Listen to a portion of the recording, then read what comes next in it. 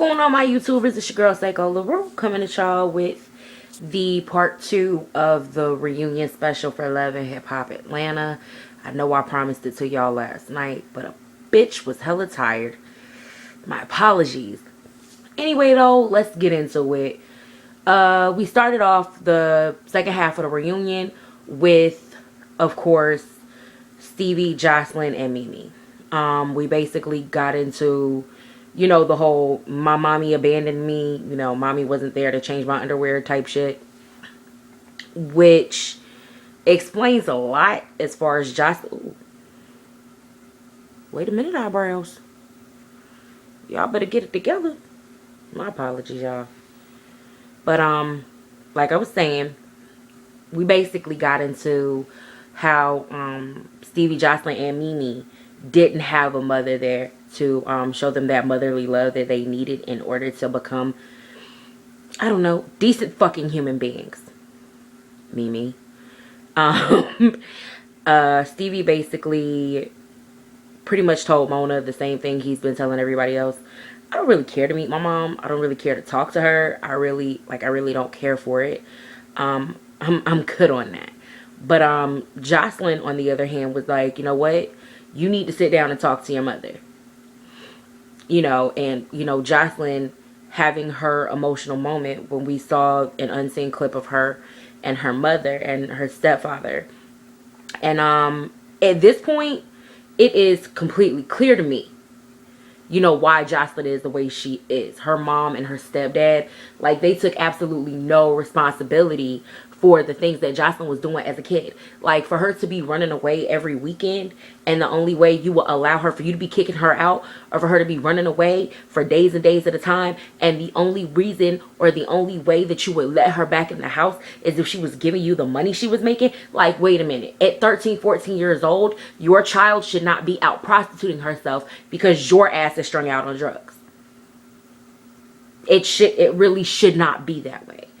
And, you know, Jocelyn basically, you know, broke down and was like, I'm going through so much because I didn't have my mother there to, you know, tell me she loved me or care about me. So it did affect my relationships with men, because now, you know, the only person to really take care of me was Stevie. And I don't really know how to be in a normal relationship. I don't know how to do it. And Mimi sitting here talking about he always trying to save a hoe. Mimi, he saved your ass too. Shut up. Bitch, if he saved Jocelyn, that mean he saved your ass too. Because at the end of the day, when Stevie met you, you didn't have shit. Bitch, you was out here hopping on celebrity dicks, trying to get the fuck on, doing music videos for money, fucking half of BMF.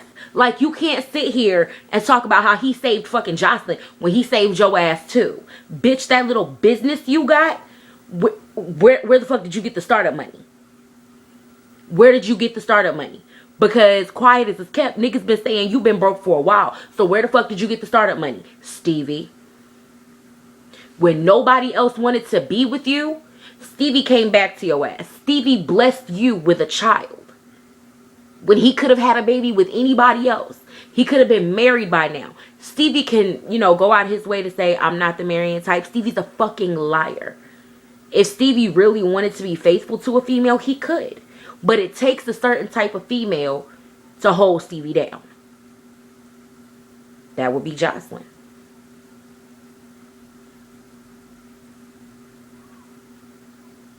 It just is what it is at this point. With that whole situation. Mimi is pissed off at the fact that, you know, and then to make matters worse, you know, she was like, what the fuck has he done for me? Like, you're a fucking superstar. She was like, that's not my fault. It's not my fault that you don't have any talent. Okay, but I'm just as big a star as you. No, Mimi, you're a joke. Jocelyn is a fucking star. People like Jocelyn. She got spark. She got oomph. She got charisma. She knows how to work a stage. Bitch, you don't have a talent. When you become a singer, when you write a song, when you become a producer, when you have something under your belt other than a fucking cleaning service, then you can talk about somebody else. Other than that, bitch, you're not a superstar. You're not a star. You not. And while you out here doing videos for Jermaine Dupri, all you bitches been cheated on. Skinny bitches, fat bitches, actress bitches, model bitches. All y'all bitches been cheated on. While you out here screaming that, Jocelyn is making her money. Alright, so let's get into Scrappy Shay and Erica. First of all, I don't feel bad for Shay at all. I don't. Because at the end of the day, a lot of y'all are like, I feel bad for Shay because she got lied to. That bitch didn't get lied to. Shay knew that Scrappy was still fucking with Erica when she met with Mama D, and Mama D let it slip that fucking Erica left Scrappy for dead. DW is sitting there looking like, okay, well, why was she there so early? Did she go to drop the baby off? I mean, was she already there that night? And Mama D didn't want to snitch. Like, she didn't want to dry snitch and be like, yeah, she you know, Erica spent the night over there. You know what I mean? Like, she didn't want to dry snitch. But the minute that Mama D had that perplexed look on her face, like, I don't know. I really don't know. DW should have known right then. He's still fucking with Erica. You knew what was going on. You knew he was still fucking with her. There's a difference between somebody lying to you, and then there's a completely big difference from that and you knowing somebody is lying to you. You're constantly asking this person questions. You're constantly, you know what I'm saying, digging and poking and prodding, waiting for this person to tell you the truth. If you trusted him, if you really believed everything he was saying, you wouldn't be poking and prodding trying to get answers out of this man. You wouldn't have to continue asking. Me and my fiance, I love my baby. But if I don't believe him on some shit, I'm going to keep asking you until you tell me the truth. You have the choice. You have the choice to either tell me the truth or continue to lie to me. And if you continue to lie to me for the next 3 weeks until you decide to tell me the fucking truth, you're going to get the same questions every day. I'm going to wake up and go to sleep asking your ass the same fucking questions. That's the only time you ever question somebody that much, is if you do not trust what they are telling you. And Shay, you didn't trust what the fuck he was telling you, but you didn't care. There's a big difference between, is he lying to me? And, I think he's lying to me, but I don't care. I'm going to believe what I want to believe. There's a big fucking difference. A big one. And you decided that you were going to cross that line anyway. So I don't feel bad for you at all. But she claims to, you know, want to know what was Erica's beef with her. Bitch, watch the show. You know what Erica's beef is with you. You know her beef. You know why she don't like you. You know why she want to whoop your ass. Come on, dude. Like, we already know why she don't fucking like you.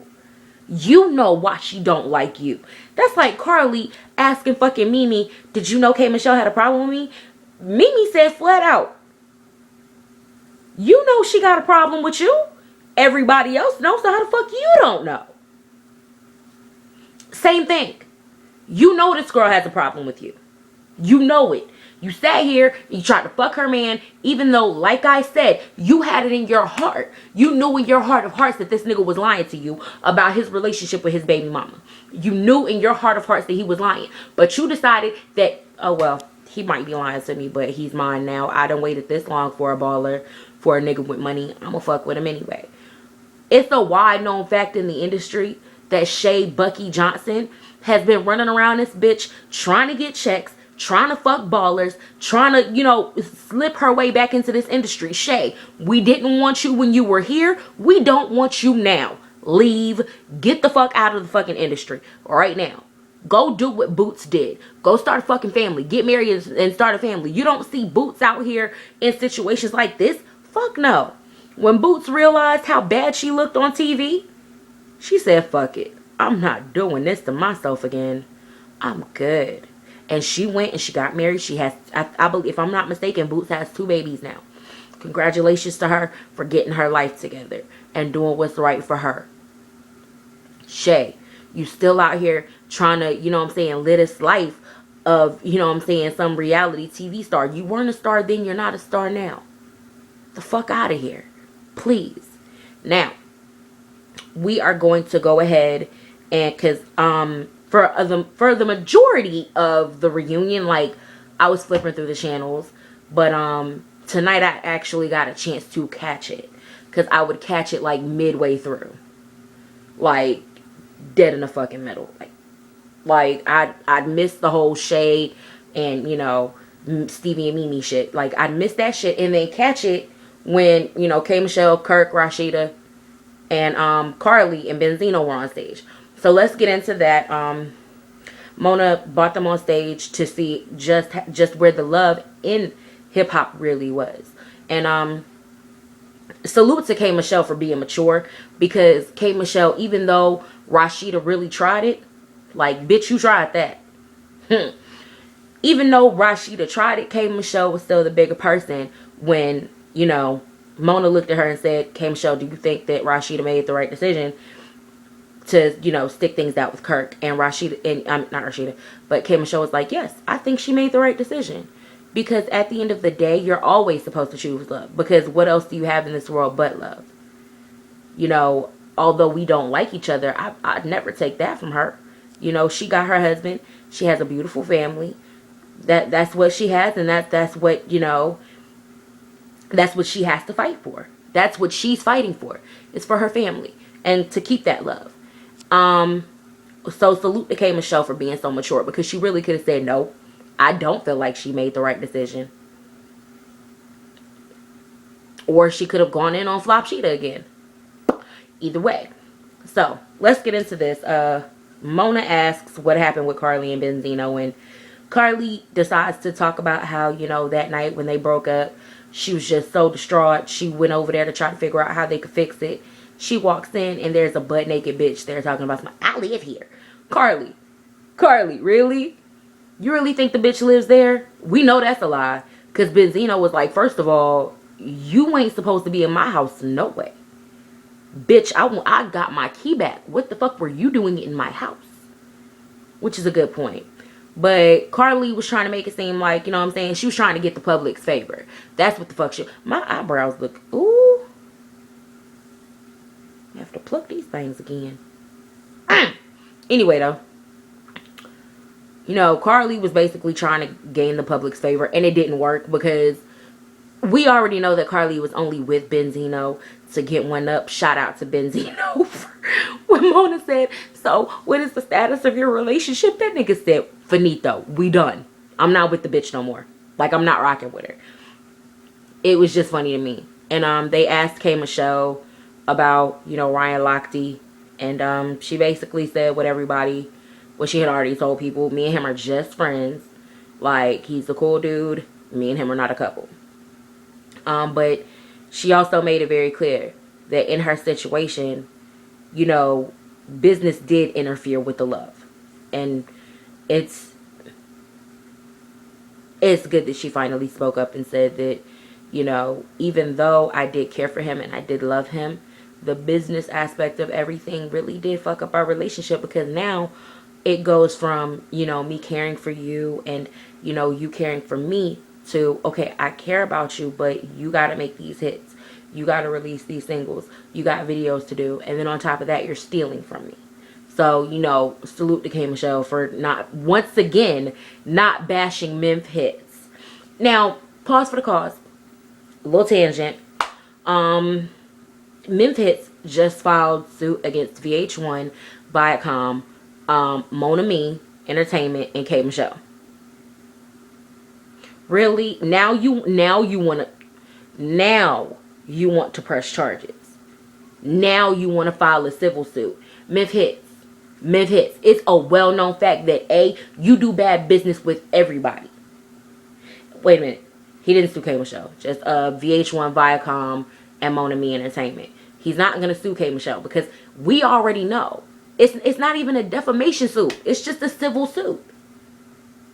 For damages. Like, he's not saying, okay, well, he's saying, okay, well, the rumors have caused my family stress, and, you know, we've been distressed by this, and, you know, we think we deserve this. You don't deserve shit, Memphis, because if this shit was really that serious, your ass would have sued K.Michelle before Jive let her ass go a year ago.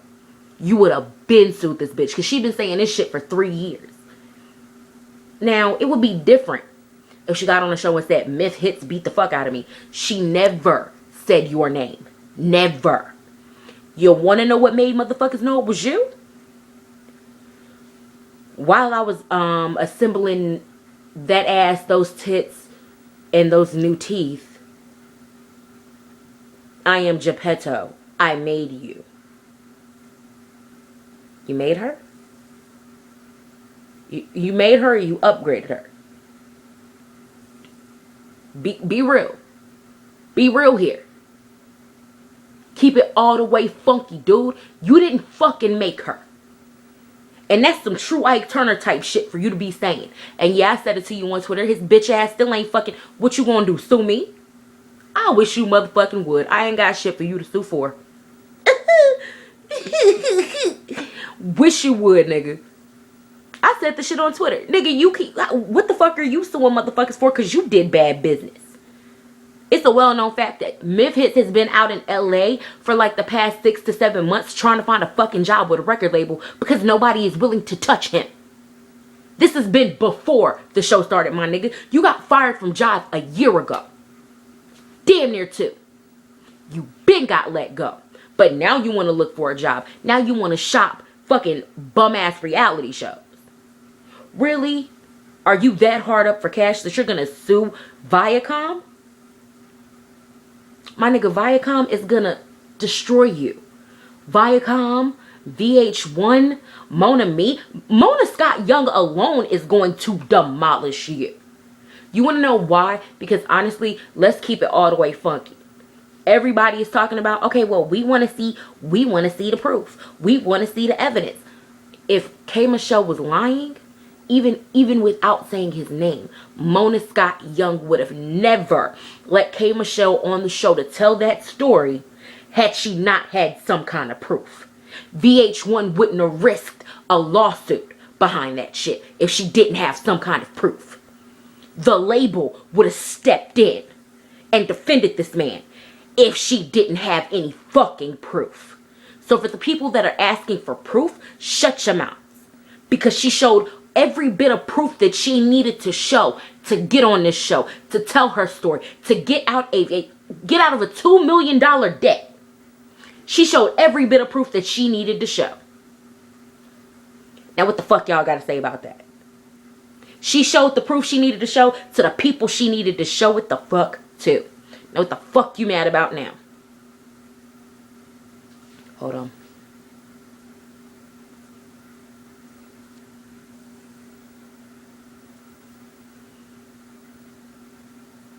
Do y'all need help with me picking y'all faces up? Because, they're all on the floor right now.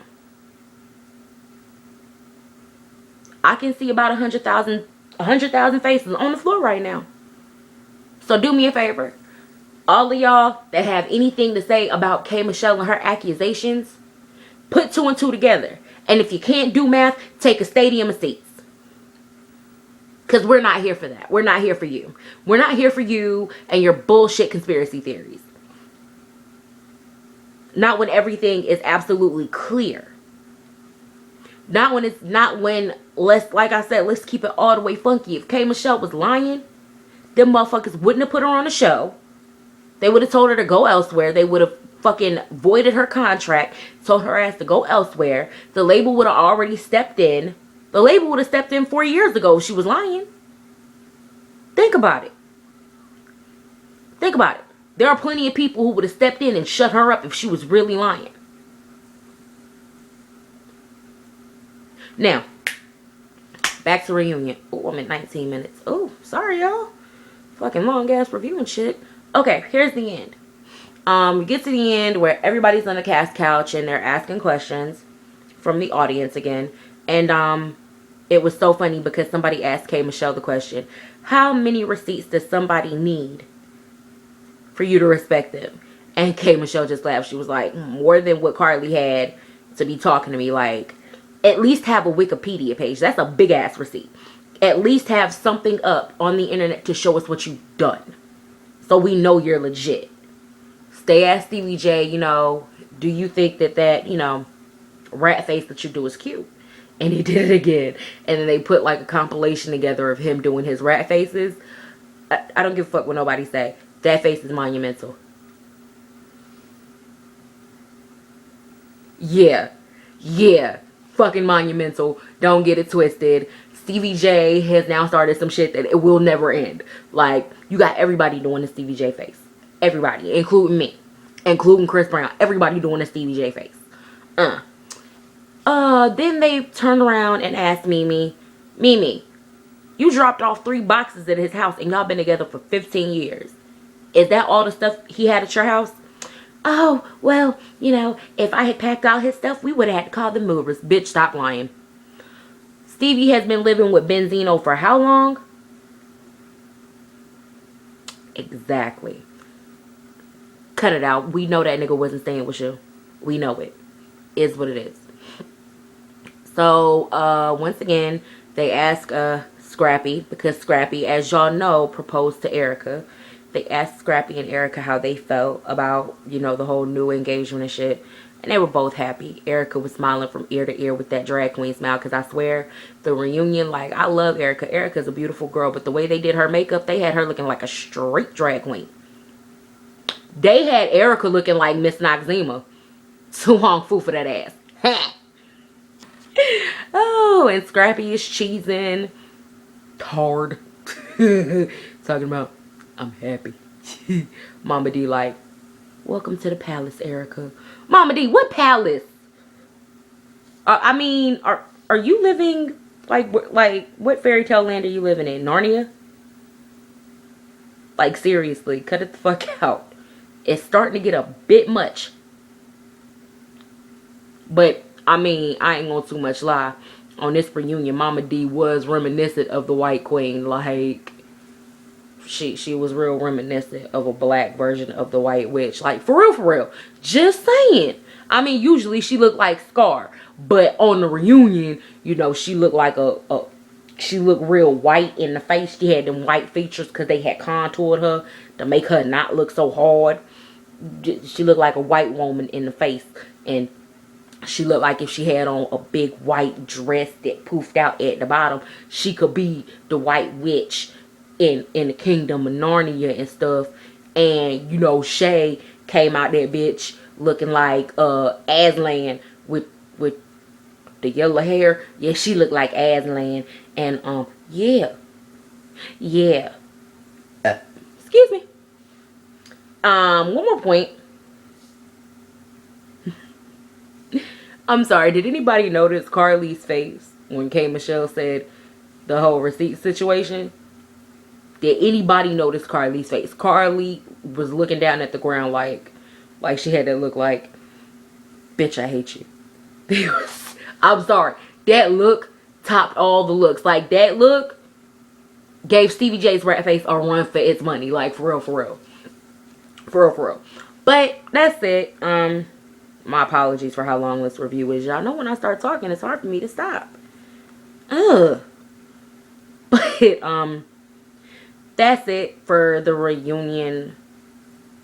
Now we gotta do is wait like 6 more months for the next season. P.S. It's a rumor that they're letting Flop Sheeta off the show because she's too boring to be on the show. I saw that coming a mile away. Anyway, though. I hope y'all, you know what I'm saying, enjoyed this season of Love and Hip Hop Atlanta. I do apologize for not doing episodes 7 through 10. Didn't really feel a need to because everybody else was doing it. But I'm glad I did the review for the reunion. I hope y'all enjoy this shit. And yeah, take it easy. And I'll definitely be back next week for Basketball Wives LA. Cause that looked like it's gonna be some bullshit. So yeah, I'll holler at y'all later, alright? Deuces.